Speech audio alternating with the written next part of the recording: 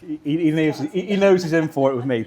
So obviously, you've been at Brave now for 26 years. You've First employee. No. Yeah. You've recently made quite a big shift in the career, going very niche and down and moving away from things that have been full service to very precise.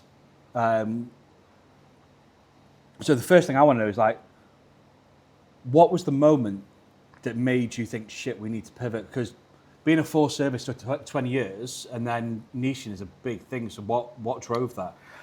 I think it was a nod to the original me. So originally I was trained as a graphic designer. So we're talking drawing boards here, which most people won't even be aware of what a drawing board is, but we're talking manual typesetting, right? And creating ad campaigns with your hands. That creativity, you know, Brave actually started as Brave Creative. And over the years it became agency because we were taking on different types of kind of work. As you do, you kind of, you know, oh, we can bolt that bit on and bolt this on. And I think we bolted so much on, we became a full service that bit of the focus kind of got lost and it started getting diluted, really. So, you know, if I just go back to 2000, okay, so, and you've probably got some questions about 2000, but in 2000, I was well into sort of the internet. Okay, I was quite an early adopter.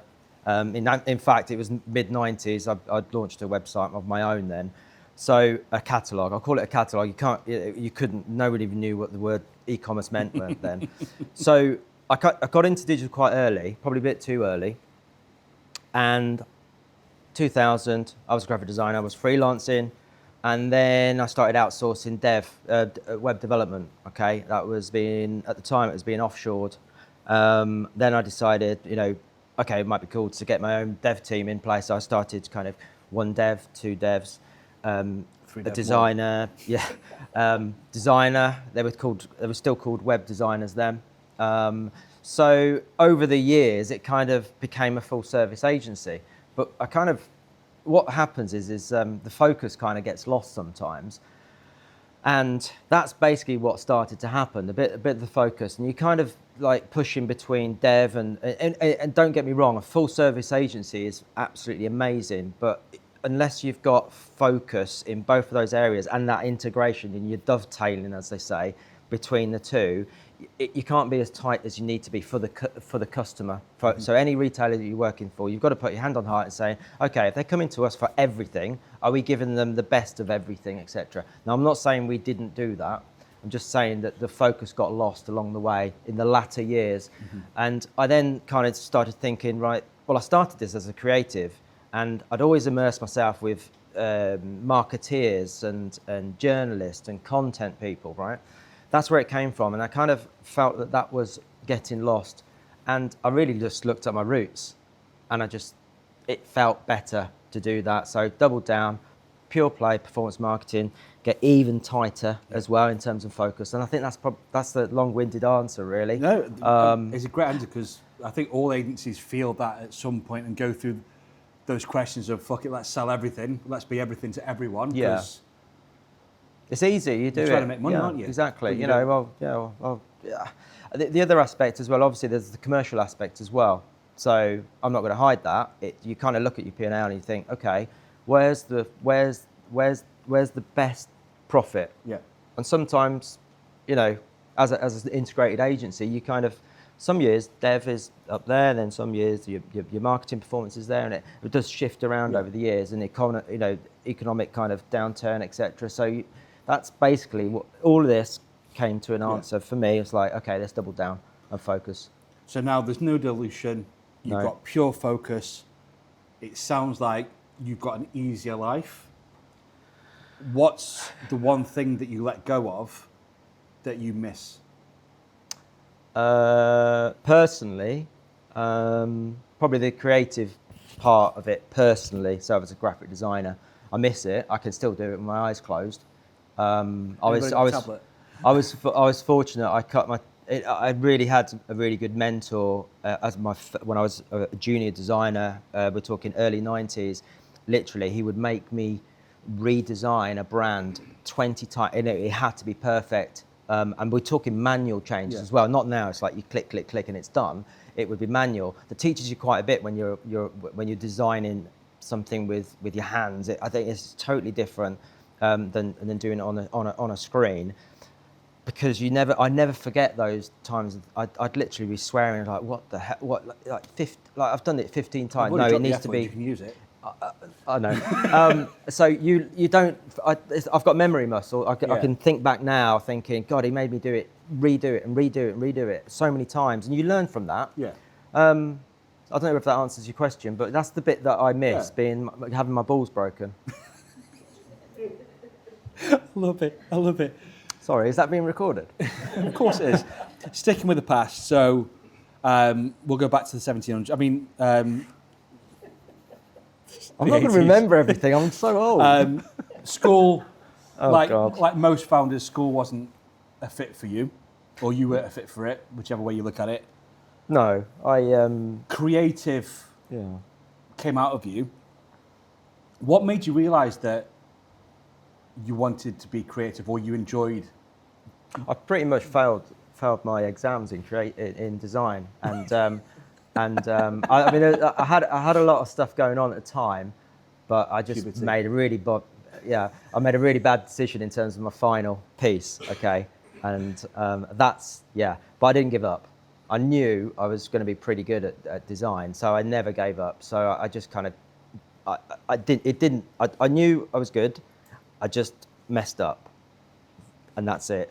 And then that's why I decided, right, I'm going to go to college and actually prove I can get what I need to get. So I did an MVQ in graphic design. Also, Josh, I did photography as well, so I can do your job as well. What else did I do?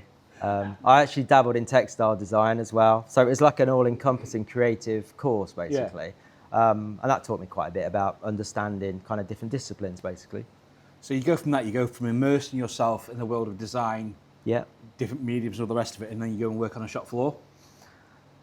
Yeah, I worked on, this was the part-time job, this was my sales job, and basically, if you know what was Dixon's at the time, there was a brand before that called Rumbelows. Nobody really remembers it. Maybe, yeah, okay, so you imagine part-time job, in PC world today, you'd be at, well, they're not a patch on what I was like, but basically you would convert on the floor, on the shop floor, you'd have to convert that customer. You have to also entice them in as well. So I was put in charges of the window design and display because I showed creativity, but obviously I'm also selling to the customer as well and upselling them and cross-selling them insurance policies for their washing machine or their audio system or whatever. So it taught me a lot about customer interaction, and I think it's really important that, and that's me. I try and kind of talk to as many people as possible, understand their pain points, and then convert them. Did you realise at the time that what you were learning wasn't so much about selling a hi-fi? It was setting you up for what came next. It taught. I don't know how to answer that one. It taught me about having awkward conversations. I think that's where you're going with it. Well, no, I mean, anybody who's worked at the shop floor knows that, like you just said, you're dealing with conversion, you're dealing with customer objections, you're dealing with pissed off customers, you're dealing with customers that are a little bit too fucking clingy and need to get the fuck out. Yeah, they bring something back because they don't, you've got to deal with it. Now, you either deal with it and be a bit of an arse about it, or actually you deal with it with an empathetic side of it. And that probably taught me a bit of empathy as well at the same time, thinking, if you've got a problem with whatever, I'm going to solve it for you. Chill out, let's get it sorted. And I think that's in today's kind of space that we all work in. If we haven't got an ounce of empathy for our customers, or our suppliers or whatever, then I think we're losing that connection, I think. So from that, you then go into digital, as you've mentioned, you start designing, you start flexing your muscles. What did that feel like, going from part-time, shop floor, paying some bills, to freelancing? Because we're talking, just for context, we're freelancing before 2000 now. So we've not had the Y2K bug yet. No. E-commerce isn't really a thing. And you're freelancing as a designer? Yeah, it felt natural because I enjoyed it. So as any graphic designer in a room, you actually have got passion for this thing and you really like creating. So I enjoyed it. The commercial commercial stresses didn't really kick in yet at that point. So I was in a bubble, if I'm honest with you. I was getting paid for stuff that I enjoyed doing and great. I had no overheads as such. So talking about the bubble, the next thing naturally is the .com bubble. So obviously we had the Y2K bug, we had all that pandemonium, we had all that gear change, I dare say, and then obviously we had the .com bubble crash. Yeah, it was pretty. Yeah, I mean that happened at a really shitty time for me because. So if you imagine, early '90s, I'm a junior designer. Then I went to work for a big publishing company. I learned a lot about content there, and how to design very quickly as well.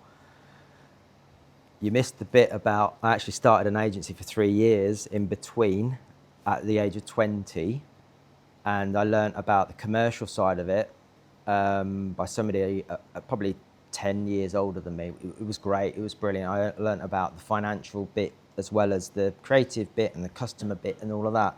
I left there because I was naive, thinking I was going to make a load of money. We didn't lose any money. It wasn't ready. It wasn't for me. I went back into corporate sort of space for a couple of years. I was part of a team that basically took all of these magazines online. They were desperate to get all their magazine content online, you know, whether it was FHM or, whether anybody remembers that magazine, Max Power magazine, Revs all sorts of different types of magazines. That was for a company called EMAP, which is now called Bauer. Now, if anyone remembers what happened in the .com bubble, it's like there was loads of spend going out and no one was really making any money. So the market got nervous, and then everyone just started axing jobs left, right, and centre in their stupidity. So they built all this momentum, and then they just panicked. The internet wasn't fast enough. Was it Boohoo, whatever it was called at the time, boo.com? They created a website with loads of features that you couldn't use because it was too slow on a 56k modem. But it was coming at some point, so everyone it was just too early. And I was made redundant. And I thought, I don't want to continue like any freelance. It wasn't really for me, but I did it anyway. Just I thought I'm going to try and go for some jobs, you know, and get a job. I'll do a bit of freelance. You know, I got down to the last two at the BBC as well. They needed a head of kind of brand there. Locally, Thomas Cook Travel as well at the time. I've got really close to that. And I kind of just thought, do you know what? It's not going to work out, is it? So I just kept on sort of freelancing. But just people kept kind of coming to me and so like, oh, I hear you're freelancing, etc. Yeah. So I built that up, and that's where Brave kind of started, me freelancing. So anybody who's freelancing, you can get there and start employing people if you really want to. I wouldn't. So on that, Brave started without a plan, really. It wasn't something you sat there and went, do you want me to put a label on me? I'm an accidental founder. So on that point then... I know it sounds really negative, but it is. No. That's how it happened. I totally get it, but with that viewpoint, how much do you think building an agency is timing versus intention? God, what a question, Matt. Timing. I mean, it fell into place in the early days, yeah, for sure. I mean, I had loads of energy in the first 5 or 10 years to get ahead of everyone else. Brave was definitely ahead, you know, in terms of what I was creating. Because I was into digital and I was already ahead in terms of creating websites. Yeah. All right, nothing like today's websites. You know, in actual fact, some of the sites I designed were in dark mode then. Weird, it's all come back in fashion. You'll have to have a look at it. Yeah, I was ahead then, and it was easier to be ahead of the other agencies. But now it's so challenging now to be ahead of, you know, each one of your peer agencies basically, because the technology's, you know, become so. I mean, the internet got better, got faster. So do you think luck plays less of a part now in running an agency, and you have to have the intention and foresight, or do you think you can still? Or do you still think luck plays a big part in these bigger agencies and successful agencies? God, not that we're not. It's a really hard question. Is luck a thing? You make your own luck, I think. I think that's all I can say. Brilliant. So,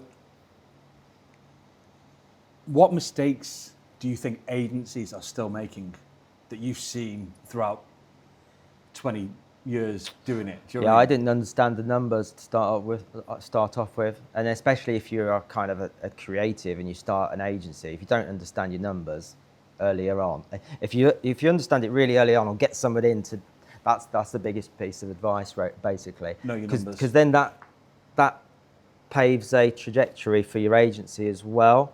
Yeah. And then you don't make as many mistakes, I don't think. I can fully agree with that one. I was a developer who was freelancing who fell into an agency, and I knew fuck all about numbers. Yeah, exactly. And you learn very quickly. Yeah. Especially when people knock on your door. Yeah. So yeah, I would totally agree with that one. I mean, you've seen it all. I know we play on your age thing because you're the oldest out of the three of us, but you have seen it all. You have seen the birth of .com. Mm-hmm. You've seen the advent of UX, UI, moving away from graphic design, like you alluded to before. You've seen the website go from being a glorified brochure to being an interactive, immersive experience, and now AI. You'll ask me about AI, aren't you? No, what I want, as someone who's lived through it all and seen it all, Yeah. it's dead easy to get caught up in the new freshness of what's around. Yeah. What in your mind stayed the same? What's been that global truth or that constant? It's understanding your customers. I think that's the key. Whether you're an agency, understanding, that customer, or you're a brand, it's the same principle. It's basic common sense, and it goes back to maybe where I cut my teeth in terms of dealing with customers face to face. It's the same principle, I think, and it's exactly the same online as well. There were a load of website owners that launched websites and actually thought, thinking that they didn't need to bother with customer service or customer experience, etc. Just throw a website up there and they'll come. And there's still, to a degree, still is this problem, I think. Huge. From a brick and mortar, you can't get away with giving bad service because TripAdvisor is going to be smashed to bits and etc. And I think that's the piece really is understanding the customer. Do you think that's why you survived then? Because you grasped the fact that it's about customer experience? Yeah, partly. Brilliant. Partly. The question we ask everyone, you've asked this a million times on the event. Everything. I've made so many fuck ups. What has been your biggest fuck up, apart from meeting me and Alan? Probably not. Just going back to kind of being naive in the whole business space. You start out with a passion for what you do, and then you don't really truly understand the business. I don't think I should be expected to have understood how Alan Sugar does what he does, but he's a businessman. Yeah. And it's a different thing. I mean, obviously he had a passion for Amstrad, etc. at the time, but I think that's the biggest thing. It's kind of not understanding the numbers early on. That can really mess an agency up and change its trajectory. Probably staffing up too quick. That's so tempting for an agency. I've done that so many times. You win a couple of clients. Yeah, brilliant. Let's get loads of bums on seats. Let's do it. And it's so easy. There's always some good stories that comes from that though. Because I've done that, and there's some interesting stories that come out of it that are guaranteed to make people wince and piss themselves laughing at the same time. Yeah. So yeah, I can imagine that's been interesting for you. But to keep us all on track, that's been brilliant. And I think it's been brilliant for these guys to get to know you a bit deeper and to understand just how long you've been doing this for and just how ingrained you are in our ecosystem. Has anybody got any questions for Tony that you'd love, Max? Max. As an agency now, what are your biggest challenges moving forward? Probably, it's quite a few. I'd say brands in-house. I've seen it so many. I saw it. It happens every 5, 6, 7 years, something like that. Brands will bring everything in-house, and then they'll spit everybody out again, and then they'll go back to the agencies. That's a real risk at the moment for agencies. Yep. AI, I'm not going to put it down as a risk, but it's partly kind of connected as well, where you'll be able to do a lot of the grunt work now 100% in-house with AI, 100%. where we position ourselves is that what we want to do up here, the really good tactical, strategic piece, we can move straight to that now. So that's where the opportunity is. But definitely, I think that AI does pose a risk for us all as well. You know, does that make sense? Yeah. I agree with you. It's more value. We're more of a value-added service now. Yeah, we just got thanks it. to AI, Yeah. which is what we should have been all along, really. Yeah, and it's a tool. Yeah. It's like when desktop, they call it desktop publishing, designer. We all panicked and thinking, God, everyone's going to be a designer now in the room because they've suddenly got this program that can design stuff. Well, no, you put it in the wrong people's hands. It's like AI. It's you put AI in the wrong person's or somebody inexperienced. You know, if you know, we're all experienced here, but if you put it in the rookie's hands, they're going to take twice as long to get the output, and it's not going to be as good. So whatever crap you put into it, I'm not saying if you put crap out, you get crap out. So I think that's what I think of it. Nicola, sorry. It's all right. Love to hear your story. What is your biggest standout proud moment? I'm sure you have a few actually, but My family, whilst juggling, you know, because I still remember my daughter out here knocking on the door while I'm trying to get work done. You know, it's like it's really hard to do that, and trying to balance your personal life with business is still hard, and they're up there now. But yeah, I think that for me, that's, you know, I mean, why do we do it? Why do we bother doing it? I don't know. Do we like pain? Do we like stress? No. I think that's ultimately you got to think about. You know, if you ask yourselves that now, I think it's one of the biggest reasons why you work so hard, because this space is tough. Mm-hmm. It is going to get tougher and tougher and tougher, and that's not just for agencies, for brands. But by being together and sharing this together and helping each other, I think that's the way that you can. I mean, that sounds like some weird kind of. No, well, you know, I believe that because we've had many conversations about it. So I'm very lucky that I get to have these conversations quite often with Tony. So yeah, you know, I agree with that. And we've got one more question for you. Go on, Ian. I can guarantee on you. Do you have a favourite campaign that you worked on when you were doing all the design work yourself?